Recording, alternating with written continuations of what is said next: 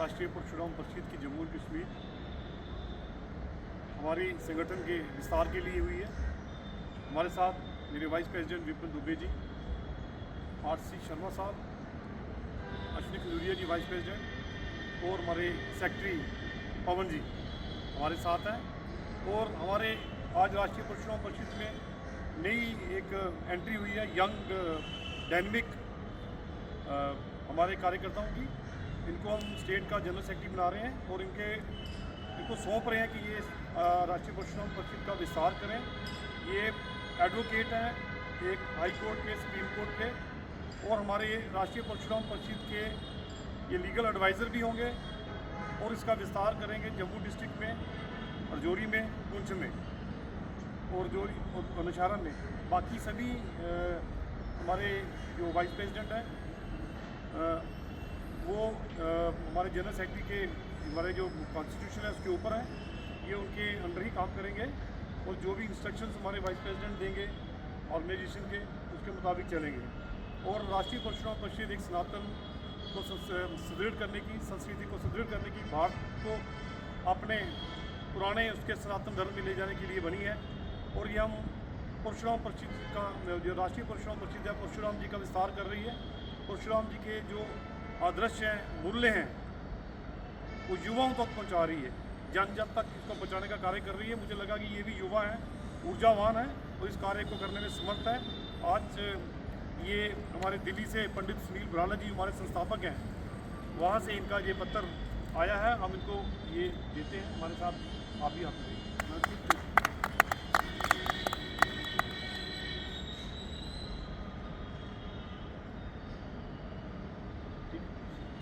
और इन कुछ शब्दों के साथ मैं ये कहूँगा कि मुझे उम्मीद है कि ये राष्ट्रीय परशुराम परिषद जैसे कार्य कर रही है हमारे जम्मू कश्मीर में, रजौरी में, पुंछ में, सांबा में। हमारे संगठन मंत्री जी ने भी आना था, वो कार्य में व्यस्त हैं।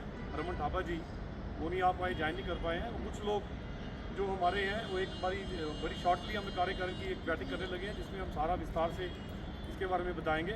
कुछ शब्द हमारे विपिन जी के लिए बोलेंगे, एक शब्द कुछ आप बताइए कि आपने कैसे ज्वाइन किया।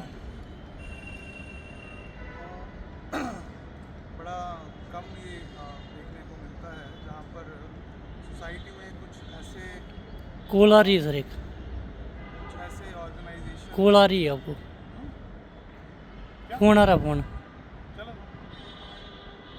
बड़ा कम देखने को ये मिलता है सोसाइटी में आजकल कि कुछ ऑर्गेनाइजेशन या कुछ ग्रुप्स जो हैं वो एक तबके को, रिलीजन को, अपने एक जो इनसिक्योरिटी आज के वक्त में प्रिवेल हो रही है हमारे सोसाइटी में, जहाँ पर धर्म के नाम पे लोगों को बहलाया फुसलाया जा रहा है और रिलीजन का जो एक्चुअल जो उसके मायने हैं, जो धर्म के मायने हैं, उसको एक बड़े अलग ही तरीके से लोगों के सामने पेश किया जा रहा है।